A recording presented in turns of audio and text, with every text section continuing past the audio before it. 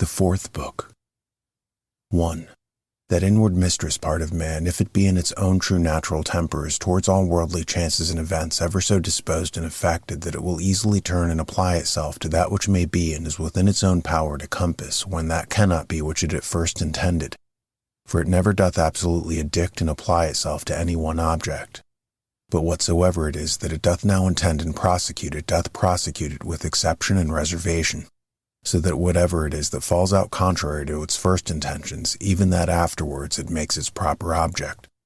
Even as the fire which prevails upon those things which are in his way, by which things indeed a little fire would have been quenched, but a great fire doth soon turn to its own nature and so consume whatsoever comes in his way. Yea, by those very things it is made greater and greater. 2. Let nothing be done rashly and at random, but all things according to the most exact and perfect rules of art. 3. They seek for themselves private retiring places, as country villages, the seashore, mountains. Yea, thou thyself art one to long much after such places. But all this thou must know proceeds from simplicity in the highest degree. At what time soever thou wilt, it is in thy power to retire into thyself, and to be at rest, and free from all businesses. A man cannot any whither retire better than to his own soul. He especially who is beforehand provided of such things within, which whensoever he doth withdraw himself to look in, may presently afford unto him perfect ease and tranquillity. By tranquillity I understand a decent orderly disposition and carriage, free from all confusion and tumultuousness. Afford then thyself this retiring continually, and thereby refresh and renew thyself. Let these precepts be brief and fundamental, which as soon as thou dost call them to mind, may suffice thee to purge thy soul thoroughly, and to send thee away well pleased with those things whatsoever they be, which now again after this short withdrawing of thy soul into herself, thou dost return unto. For what is it that thou art offended at? Can it be at the wickedness of men, when thou dost call to mind this conclusion, that all reasonable creatures are made one for another, and that it is a part of justice to bear with them, and that it is against their wills that they offend? And how many already, who once likewise prosecuted their enmities, suspected, hated, and fiercely contended, are now long ago stretched out and reduced unto ashes? It is time for thee to make an end.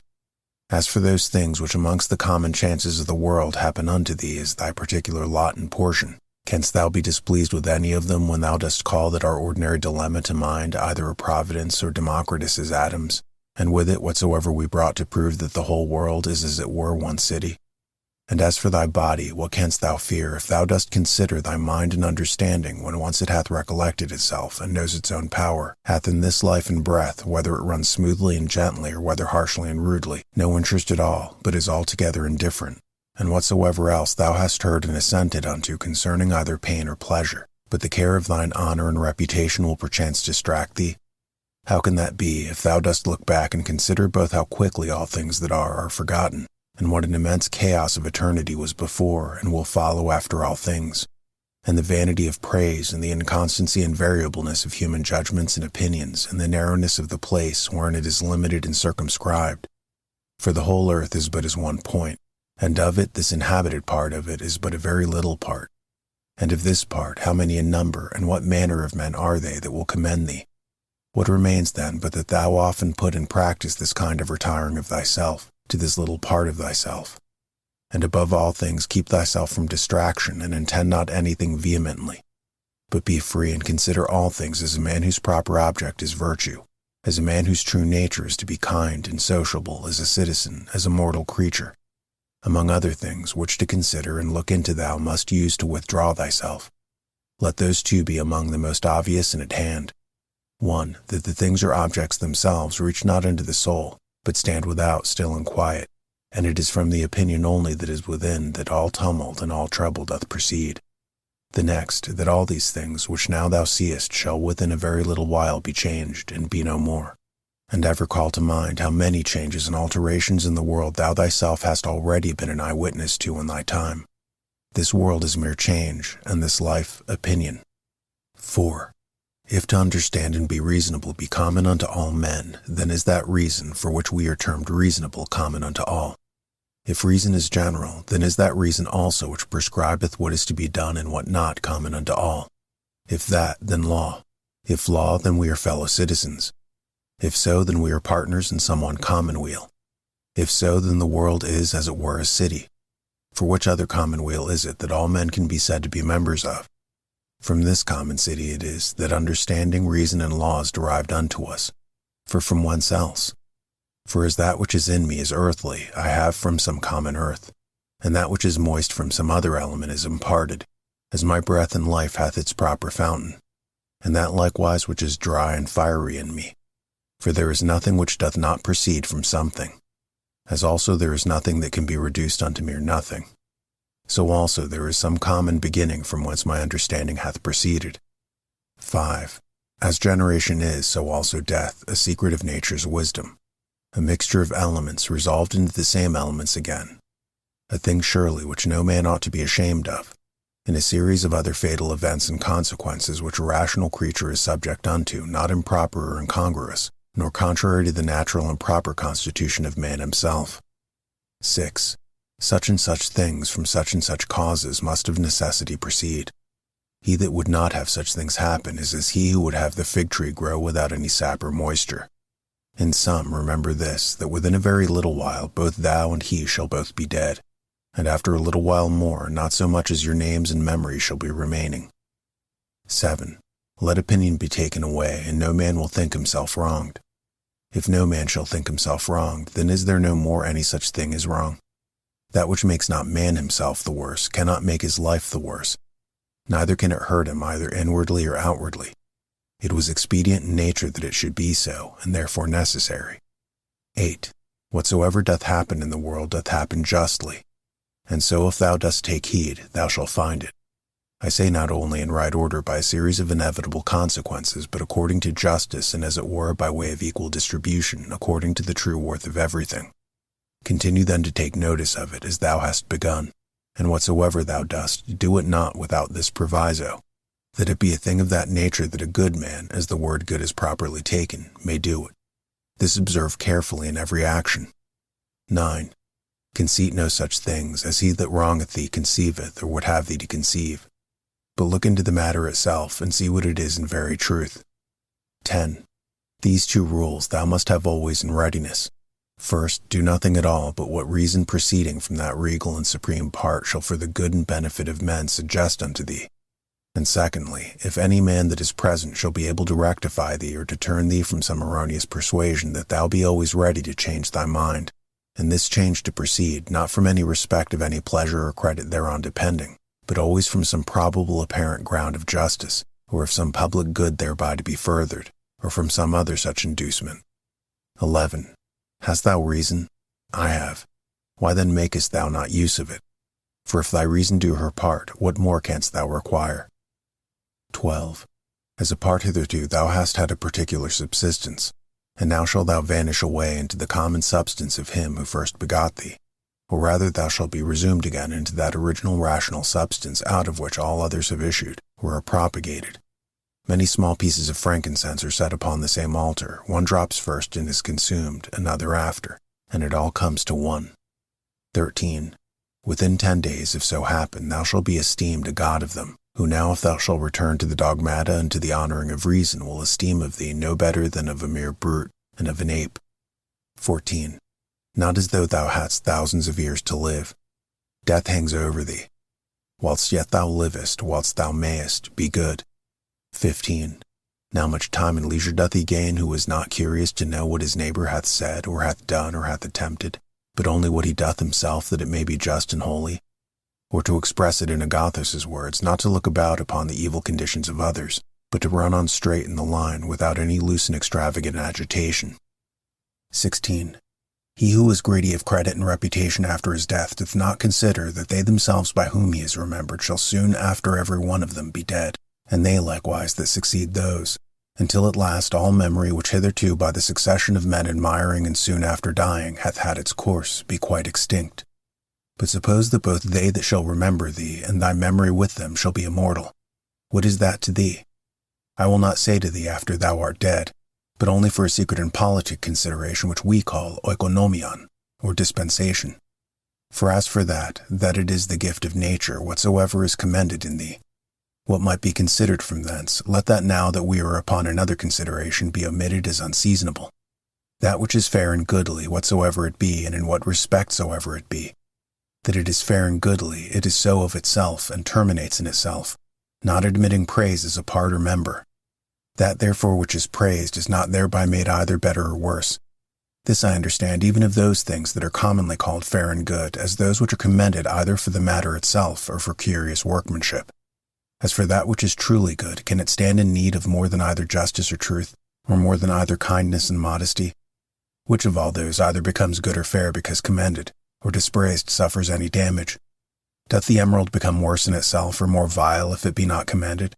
Doth gold or ivory or purple? Is there anything that doth, though never so common, as a knife, a flower, or a tree? 17.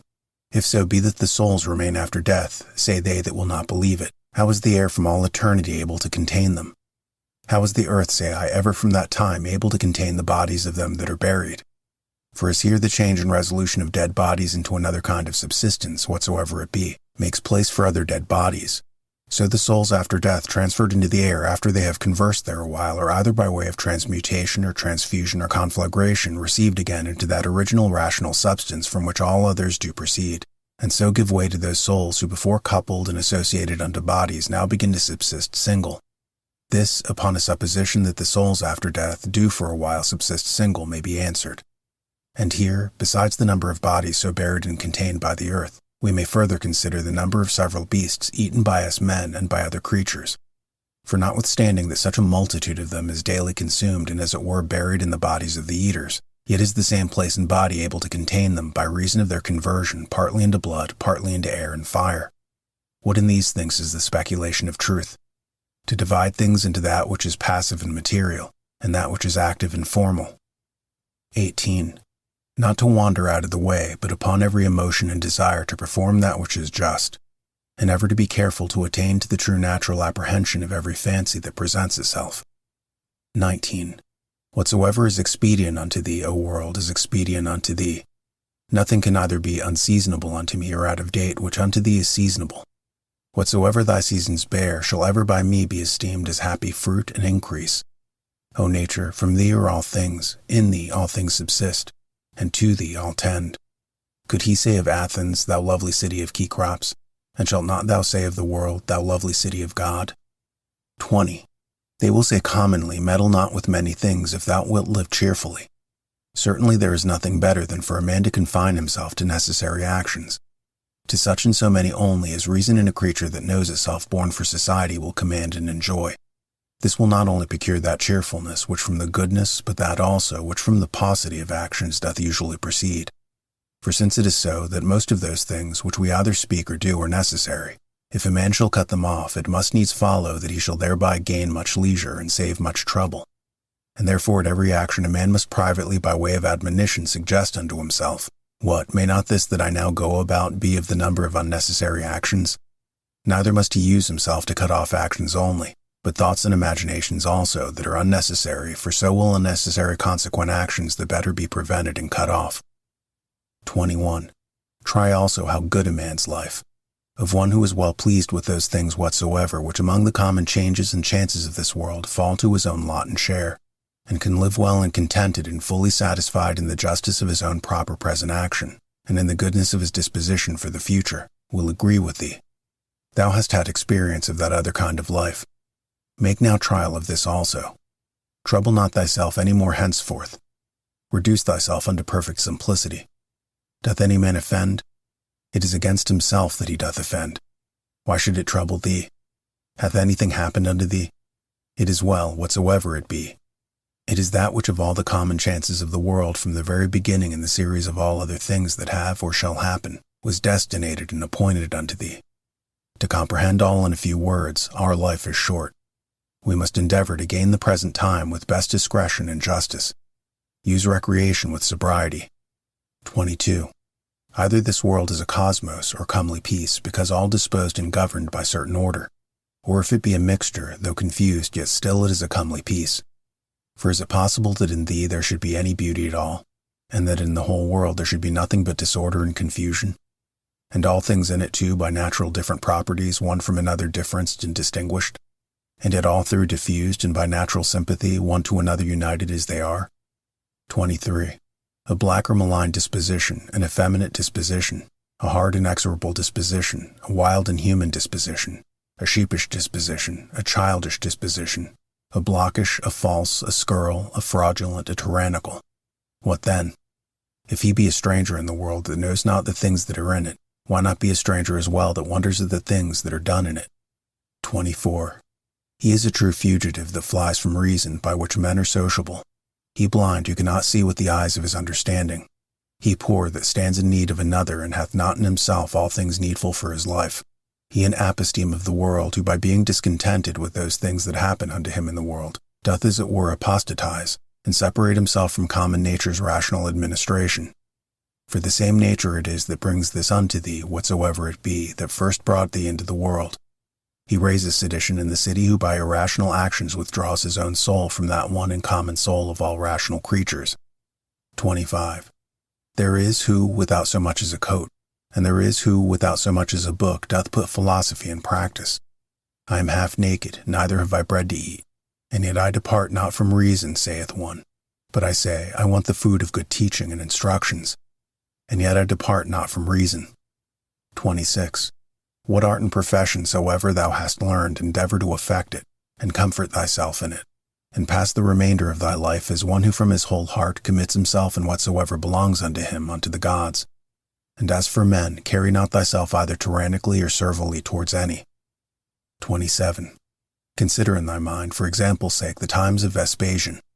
Thou shalt see but the same things. Some marrying, some bringing up children, some sick, some dying, some fighting, some feasting, some merchandising, some tilling, some flattering, some boasting, some suspecting, some undermining, some wishing to die, some fretting and murmuring at their present estate, some wooing, some hoarding, some seeking after magistracies, and some after kingdoms. And is not that their age quite over and ended? Again, consider now the times of Trajan. There likewise thou seest the very selfsame things, and that age also is now over and ended. In the like manner consider other periods, both of times and of whole nations, and see how many men, after they had with all their might and main intended and prosecuted some one worldly thing or other, did soon after drop away, and were resolved into the elements. But especially thou must call to mind whom thou thyself in thy lifetime hast known much distracted about vain things, and in the meantime neglected to do that, and closely and inseparably, as fully satisfied with it, to adhere unto it, which their own proper constitution did require. And here thou must remember that thy carriage in every business must be according to the worth and due proportion of it. For so shalt thou not be easily tired out and vexed if thou shalt not dwell upon small matters longer than is fitting. 28. Those words which once were common and ordinary are now become obscure and obsolete. And so the names of men once commonly known and famous are now become in a manner obscure and obsolete names. Camillus, Caeso, Volesius, Leonatus. Not long after, Scipio, Cato, then Augustus, then Adrianus, then Antoninus Pius. All these in a short time will be out of date, and as things of another world, as it were, become fabulous. And this I say of them who once shined as the wonders of their ages, for as for the rest, no sooner are they expired than with them all their fame and memory. And what is it then that shall always be remembered? All is vanity. What is it that we must bestow our care and diligence upon? Even upon this only, that our minds and wills be just, that our actions be charitable, that our speech be never deceitful, or that our understanding be not subject to error, that our inclination be always set to embrace whatsoever shall happen to us as necessary, as usual, as ordinary, as flowing from such a beginning and such a fountain from which both thou thyself and all things are. Willingly, therefore, and wholly surrender up thyself unto that fatal concatenation, yielding up thyself unto the fates, to be disposed of at their pleasure. 29. Whatsoever is now present, and from day to day hath its existence, all objects of memories, and the minds and memories themselves, incessantly consider all things that are have their being by change and alteration. Use thyself therefore often to meditate upon this, that the nature of the universe delights in nothing more than in altering those things that are, and in making others like unto them. So we may say that whatsoever is but as it were the seed of that which shall be. For if thou think that that only is seed which either the earth or the womb receiveth, thou art very simple. 30. Thou art now ready to die, and yet hast thou not attained to that perfect simplicity. Thou art yet subject to many troubles and perturbations, not yet free from all fear and suspicion of external accidents, nor yet either so meekly disposed towards all men as thou shouldest, or so affected as one whose only study and only wisdom is to be just in all his actions. 31. Behold and observe what is the state of their rational part, and those that the world doth account wise see what things they fly and are afraid of, and what things they hunt after. 32.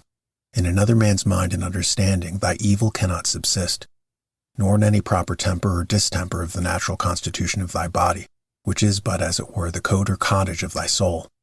Wherein then but in that part of thee wherein conceit and apprehension of any misery can subsist. Let not that part therefore admit any such conceit, and then all is well. Though thy body which is so near it should either be cut or burnt or suffer any corruption or putrefaction, yet let that part to which it belongs to judge of these be still at rest. That is, let her judge this, that whatsoever it is that equally may happen to a wicked man and to a good man is neither good nor evil. For that which happens equally to him that lives according to nature and to him that doth not is neither according to nature nor against it, but by consequent neither good nor bad. 32. Ever consider and think upon the world as being but one living substance and having but one soul, and how all things in the world are terminated into one sensitive power, and are done by one general motion, as it were, and deliberation of that one soul, and how all things that are concur in the cause of one another's being, and by what manner of connection and concatenation all things happen. 34. What art thou, that better and divine part accepted, but as Epictetus said well, a wretched soul, appointed to carry a carcass up and down? 35. To suffer change can be no hurt, as no benefit it is by change to attain to being. The age and time of the world is as it were a flood and swift current, consisting of the things that are brought to pass in the world. For as soon as anything hath appeared and is passed away, another succeeds, and that also will presently out of sight. 36. Whatsoever doth happen in the world is, in the course of nature, as usual and ordinary as a rose in the spring and fruit in summer. Of the same nature as sickness and death. Slander and lying in wait, and whatsoever else ordinarily doth unto fools, used to be occasion either of joy or sorrow. That, whatsoever it is, that comes after, doth always very naturally, and as it were familiarly, follow upon that which was before. For thou must consider the things of the world not as a loose and independent number consisting merely of necessary events, but as a discrete connection of things orderly and harmoniously disposed. There is then to be seen in the things of the world not a bare succession, but an admirable correspondence and affinity. 37. Let that of Heraclitus never be out of thy mind that the death of earth is water, and the death of water is air, and the death of air is fire, and so on the contrary. Remember him also who was ignorant whither the way did lead, and how that reason being the thing by which all things in the world are administered, and which men are continually and most inwardly conversant with, yet is the thing which ordinarily they are most in opposition with, and how those things which daily happen among men cease not daily to be strange unto them, and that we should not either speak or do anything as men in their sleep, by opinion and bare imagination, for then we think we speak and do, and that must not be as children who follow their father's example, for best reason alleging their bare kathote pareli famen, or as by successive tradition from our forefathers we have received it. 38. Even as if any of the gods should tell thee, thou shalt certainly die tomorrow or next day, thou wouldst not, except thou wert extremely base and pusillanimous, take it for a great benefit, rather to die the next day after than tomorrow. For alas, what is the difference? So for the same reason, think it no great matter to die rather many years after than the very next day. 39. Let it be thy perpetual meditation how many physicians who once looked so grim and so theatrically shrunk their brows upon their patients are dead and gone themselves. How many astrologers, after that in great ostentation they had foretold the death of some others. How many philosophers, after so many elaborate tracts and volumes concerning either mortality or immortality. How many brave captains and commanders, after the death and slaughter of so many. How many kings and tyrants, after they had with such horror and insolency abused their power upon men's lives, as though themselves had been immortal. How many, that I may speak so, whole cities both men and towns, Hellas, Pompeii, Herculaneum, and others innumerable are dead and gone. Run them over also, whom thou thyself one after another hast known in thy time to drop away. Such and such a one took care of such and such a one's burial, and soon after was buried himself. So one, so another, and all things in a short time. For herein lieth all indeed, ever to look upon all worldly things as things for their continuance, that are but for a day, and for their worth most vile and contemptible, as for example, what is man? That which but the other day when he was conceived was vile snivel, and within few days shall be either an embalmed carcass or mere ashes.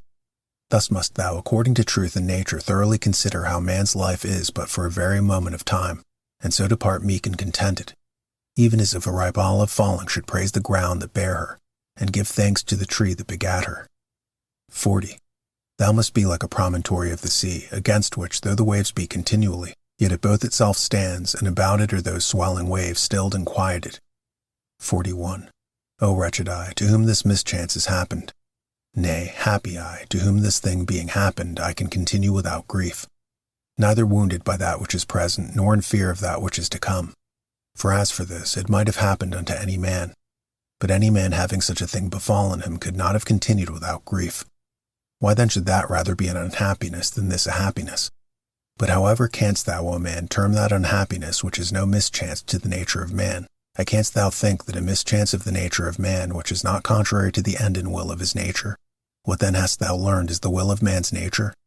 Doth that then which hath happened unto thee hinder thee from being just, or magnanimous, or temperate, or wise, or circumspect, or true, or modest, or free, or from anything else of all those things in the present enjoying and possession whereof the nature of man, as then enjoying all that is proper unto her, is fully satisfied? Now to conclude, upon all occasion of sorrow remember henceforth to make use of this dogma, that whatsoever it is that hath happened unto thee is in very deed no such thing in itself as a misfortune, but that to bear it generously is certainly great happiness. 42. It is but an ordinary coarse one, yet it is a good effectual remedy against the fear of death, for a man to consider in his mind the examples of such who greedily and covetously, as it were, did for a long time enjoy their lives. What have they got more than they whose death have been untimely? Are not they themselves dead at the last, as Catechants, Fabius, Julianus Lepidus, or any other who in their lifetime, having buried many, were at last buried themselves? The whole space of any man's life is but little, and as little as it is with what troubles, with what manner of dispositions, and in the society of how wretched a body it must be passed. Let it be therefore unto thee altogether as a matter of indifferency, for if thou shalt look backward, behold, what an infinite chaos of time doth present itself unto thee, and as infinite a chaos if thou wilt look forward.